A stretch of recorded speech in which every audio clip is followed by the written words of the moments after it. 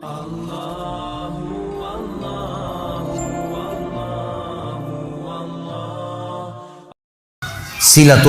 ini penyebab datangnya rezeki dan memperbanyak. Perlu kita ketahui, silaturahim ini istilah dalam agama kita khusus bagi orang yang punya hubungan darah saja, bukan semua orang muslim, gitu kan? Kalau seorang muslim umumnya kita mengatakan ukhuwah, persaudaraan. Kalau sila artinya hubungan, rahim hubungan darah, hubungan darah.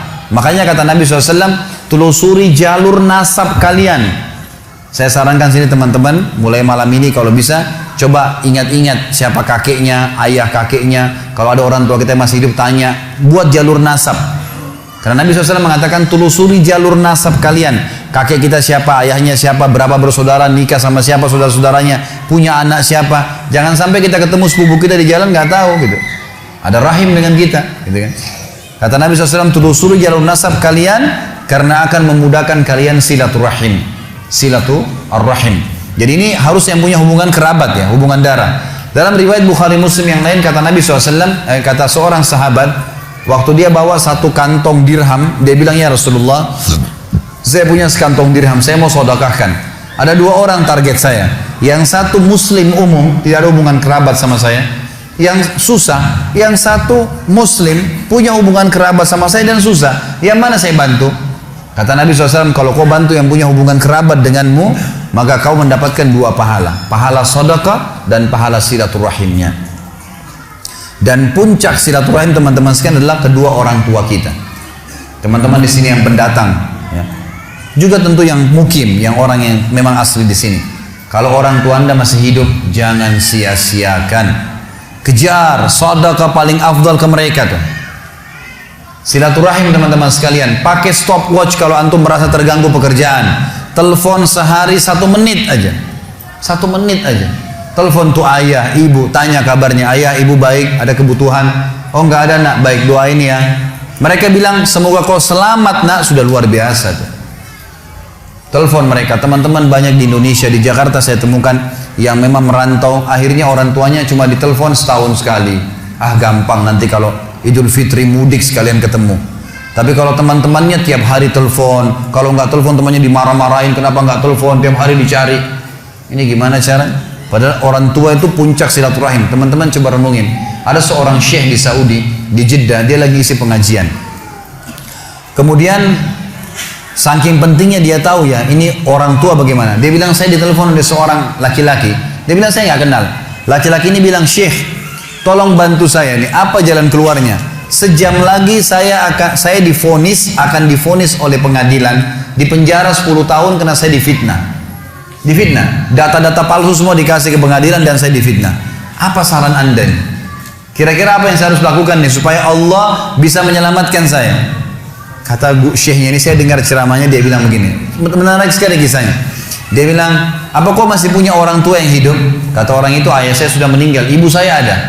Kata syekhnya, kau masih bisa keluar dari pengadilan? Dia bilang masih bisa. Baik, sekarang kamu keluar dari pengadilan, singgah di restoran terbaik yang kau temuin, kemudian temuin ibumu, ajak makan siang ibumu. Kata dia, syekh, sejam lagi saya divonis penjara 10 tahun. Bagaimana bisa mau makan lagi sama orang tua? Kata syekhnya, kalau kau mau jalanin saran saya, jalanin itu.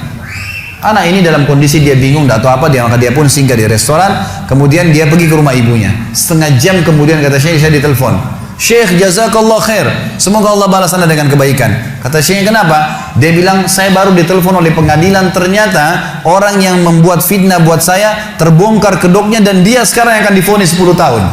Gitu kan? Dan semenjak saya masuk di sini, saya makan sama ibu saya, sekarang saya depan ibu saya, dari pertama saya masuk, terus lisannya ibu saya mendoakan, semoga kau selamat nak, terima kasih kau sudah datang bawa makanan. Hanya membawa makanan. Orang tua kita teman-teman sekalian tahu menilai tahu menilai pemberian anak kita. Pemberian kita. Tidak pernah orang tua itu diberi sesuatu yang sederhana, seperti teman kita masih bisa marah, atau pasangan kita masih bisa merengut. Orang tua selalu berterima kasih dengan apapun yang kita berikan sedikit. Ada seorang anak di Jeddah meninggal dunia. Seorang syekh lagi sholat, suaranya insya Allah bagus sekali kalau dia jadi imam. Saya banyak cerita tentang Saudi karena saya pernah kuliah di sana teman-teman. Jadi bukan karena Saudinya. Kalau Anda punya cerita di Indonesia mungkin bisa terjadi di mana-mana tentunya. Saya cerita tentang ini karena saya tahu gitu. Di Jeddah ini ada satu orang syekh, suaranya bagus, kalau sholat Jumat penuh masjid. Kalau dia jadi imam, Masya Allah suaranya gitu. Dia juga kalau khutbah, hampir semuanya orang nangis kalau bicara masalah akhirat, khusyuk, jadi dia ikhlas sekali gitu. Dia cerita dalam salah satu khutbahnya, saya dengarkan ceramahnya, dan ini tradisi saya suka dengar ceramah-ceramah, walaupun saya sudah sering isi ceramah, gitu kan. Kita tidak boleh batasi dengan ilmu, selalu kita merasa haus dengan ilmu itu. Maka saya dengar ceramah, dia mengatakan pada saat saya salah satu Jumat, saya lagi jadi imam, di rakaat kedua, pas sujud pertama ada suara gemuruh tengah-tengah masjid. Dia bilang, lalu saya salam, saya tanya, saya pakai mic, kenapa itu, ada apa? Dia bilang, Syekh, ada orang jatuh tadi waktu sholat sujud rakaat kedua, sujud pertama jatuh. Kata Syekhnya, berikan dia ruang biar dia bernafas dan tolong antar beberapa ikhwah, tolong antar ke rumah sakit terdekat. Waktu diantar, kata dokternya, orang ini sudah mati setengah jam yang lalu. Maksudnya pada saat dia lagi sujud di hari Jumat, gitu kan. Ini luar biasa. Kata Syekhnya, ini jelas-jelas husnul khatimah. Hadis Nabi SAW, siapa yang meninggal hari Jumat tidak akan kena fitnah kubur, dan juga dia mati dalam keadaan sholat, jelas dari ibadah, apalagi lagi sujud kepada Allah SWT. Lalu dia bilang, datang adiknya mengambil jenazah kakaknya. Lalu saya bilang, ini kakakmu datang jauh-jauh sholat di sini karena dia mau sholat dengan saya, dia mau dengar ceramah, dia mau dengar suara bacaan Al-Quran, maka saya minta tolong izinkan saya memandikan jenazahnya. Kata adiknya, baiklah, silakan.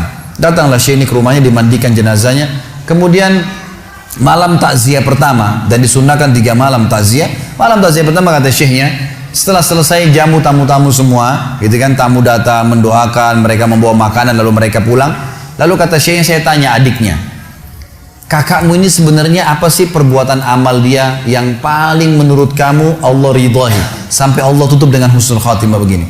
Dia bilang, Syekh, kami punya orang tua, ayah kami sudah meninggal, ibu kami masih ada hidup, dan kami 6 orang bersaudara, semuanya bakti dengan ibu kami.